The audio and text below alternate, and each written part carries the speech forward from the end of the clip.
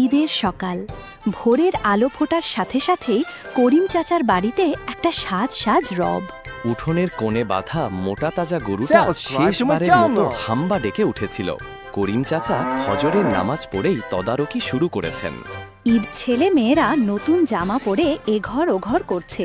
সেমাই আর পায়েসের মিষ্টি গন্ধ সারা বাড়ি ম ম করছে। কোরবানির জন্য যারা আসবেন তারাও একে একে জড়ো হচ্ছেন। সবকিছু ঠিকঠাকই চলছিল। কসাই যখন মাংস কাটা শুরু করলেন, করিম চাচা পাশে দাঁড়িয়ে তদারকি করছিলেন। তার স্ত্রী রাহেলা বানু একটা বড় অ্যালুমিনিয়ামের ডেকচি আর কয়েকটা পরিষ্কার পলিথিন ব্যাগ নিয়ে প্রস্তুত। মাংসের ভাগ হবে 3টে, এক ভাগ নিজেদের, এক ভাগ আত্মীয় স্বজন আর বাকিটা গরিব দুঃখীদের। ঘণ্টা খানেক পর মাংস কাটা প্রায় শেষ। বড় বড় টুকরোগুলো একটা চাটাইয়ের ওপর রাখা হয়েছে।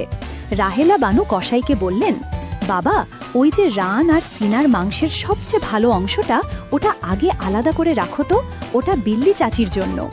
বিল্লি চাচি গ্রামের সবচেয়ে অসহায় বৃদ্ধা, একা মানুষ।